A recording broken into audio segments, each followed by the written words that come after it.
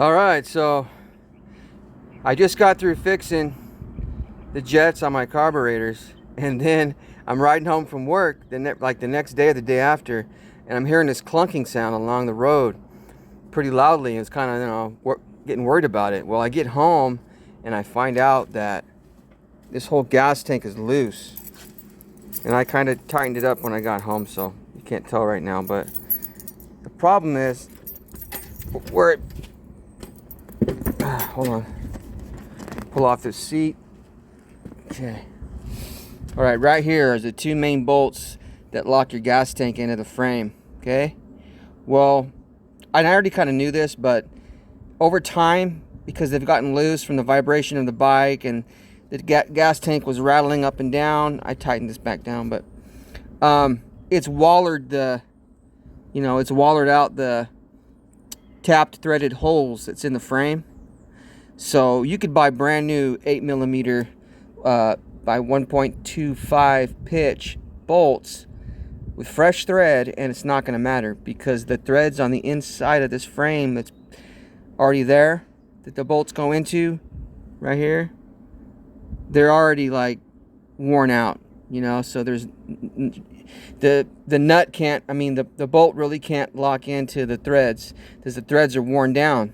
So the only way to fix this is, in my opinion, is the easiest way is to just drill them out bigger and tap it for a bigger size bolt. Okay, I'm going to show you how to do that. Okay, just so you get an idea of the upgrade I'm doing on the bolts that lock in your gas tank on the Scowie Vulcan 1500. These are 8mm 1.25. Okay, they're not very big. The threads aren't very deep either. They're 1.25 pitch, which is really not that coarse of a thread, in my opinion. And they're hard to find coarse for some reason. They're not common. So I decided to go standard, drill them out and make them standard. I'm going to go with 3/8 16. 3/8 16 threads per inch. Now you can see the difference here. Big difference. And these threads here are really deep and really coarse, and they're not gonna wear out as easy as the that smaller one. Okay. Now if you look in a tap drill chart, which you could find on anywhere, but you can find it online. You can Google it and find the pictures of it, and it'll tell you for a 3/8 16 standard bolt, you need to drill the hole 5/16. So I got me a 5/16 drill bit. Okay, and I'm going to drill those existing holes out to that size, 5/16, which is a little bigger than the holes already are now. Shouldn't be too hard to drill. And then you got to tap it for a 3/8 16 over here. And I went to AutoZone. Not endorsing them. I'm just saying that's where I got it. It was like $12. I had some points through them, and I got it for like $6. So it was a pretty good deal at the time. And I used that and got that. And this is the only one I actually needed. 3/8 16 right there, stamped on it. But you need the starting tap. Okay, so it's tapered at the end. It has a taper to it, so it helps you start the tapping process, cutting the threads. Now I had a bottoming tap, but you do not want to use a bottoming tap, and I don't have it with me on me, but the bottoming tap is like square. There's no taper. It's like this right here. There's no taper to it. And you'll have a heck of a time trying to start the threads on that. And you might not, thread it, straight. You might get it crooked. So you want to use one of these. Starting tap. It's got a taper.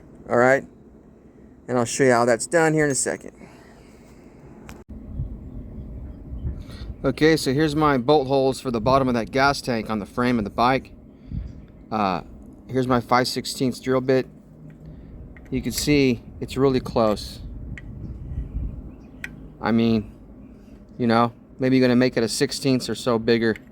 So it's going to be an easy drill out. Okay? Try to drill them straight when you go in. And make sure you're going in straight, not crooked. And drill them out. It's the first step. Okay. Okay, so I'm going to use a cordless drill. Makes it easy. I got my 5/16 drill bit in there. Now keep in mind, you don't want to go too far in because you got your wiring harness right down here and you have the top of your valve cover to your rear cylinder. So you don't want to go too far in, so just be careful. What I did was I got some painter's tape. I marked it at 1 inch and taped it off. So when I get down to that tape right here, I'm going to stop, excuse me, I'm going to stop drilling. I'm good.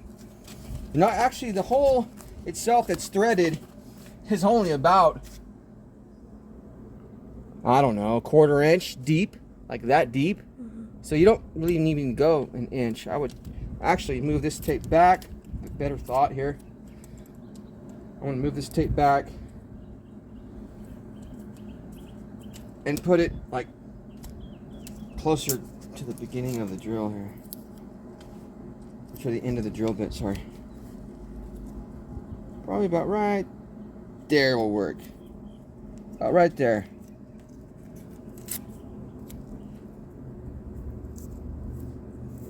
Just need to go about that deep. Okay? Now, I'm going to use Maxi Lube. I don't know if you've heard of it or not, but it's just because it's handy. You can use any kind of oil, regular motor oil for your car. Get the end of the drill bit a little bit wet with oil before you start the drilling. Okay. Make sure you're nice and straight. Get the drill bit going.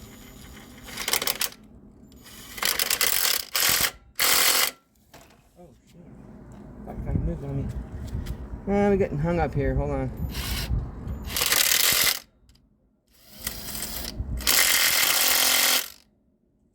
I don't know if my battery is getting dead or there's not enough power in this drill, but I might have to go with a corded drill for more power.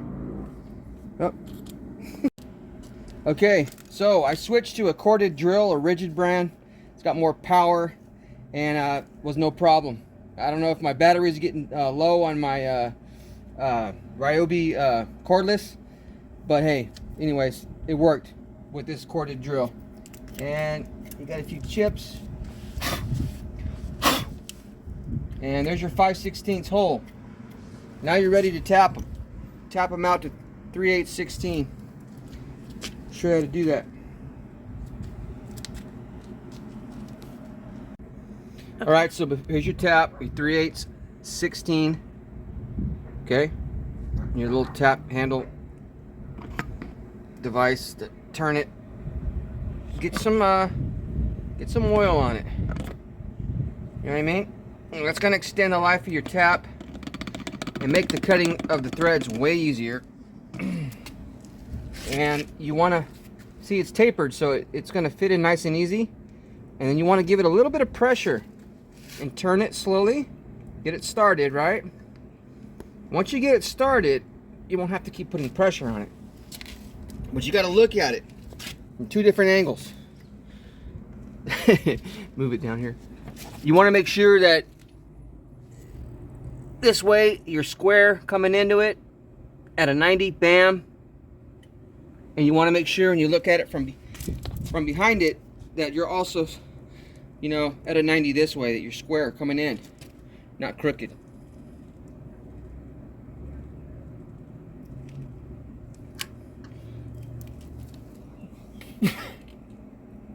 And then that looks pretty good. I'm liking that. I'm liking that a lot. Just take your time.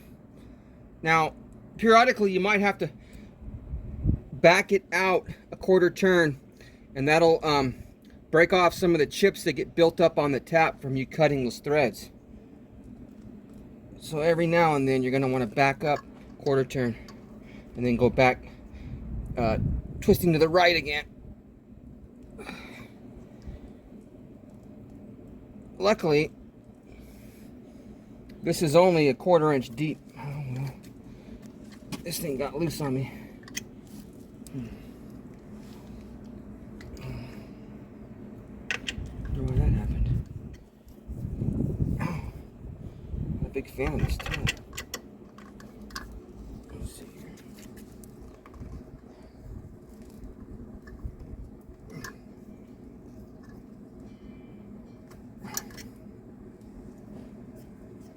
Stop the video. Go. So if you've never tapped a hole before, first of all, you got to make sure you got the right size hole to begin with. Okay, like I said, for the 3/8/16, it's a 5/16 hole. I drilled that out, and it worked out great. Now, when you're tapping, it's going to get rough at first. It's kind of hard process. Take your time. But if it starts to get really tight, that's when you need to stop and back it off a quarter to half a turn and break the chips loose that's getting built up on the inside there on this tap. And then you're going to continue, go another turn, another half turn or whatever you got to do, or a turn. Gets tight again, do the same thing, back it off, back it off like a quarter turn to half turn, and then go back the same direction to the right and continue cutting. Now I'm already through this hole. It's already done, but I want to make sure it's nice and clean.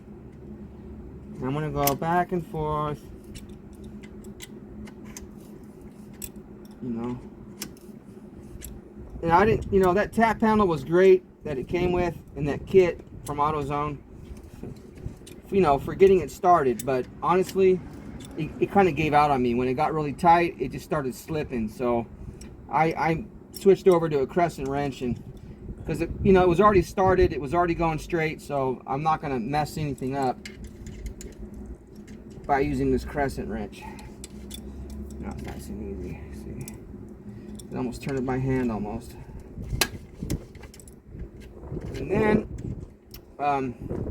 I do have a rough spot on the outside of this hole now, so I will need to get a grinder or a Dremel and then lightly just kind of buff the rough edge off the top edge of that hole on both sides when I'm done, and clean it up, and then it'll be good to go. And you're going to do the other side the same way.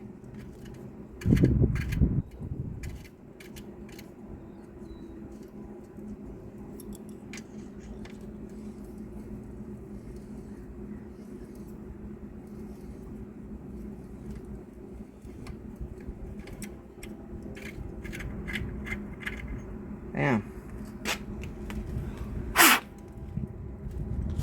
Come down in here. There's your nice threaded hole. Just got to clean up the top edge of it.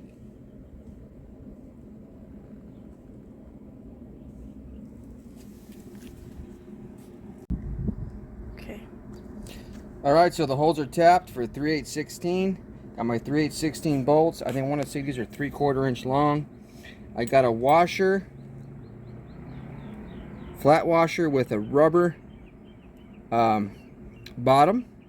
I think that'll help for vibration, and a lock I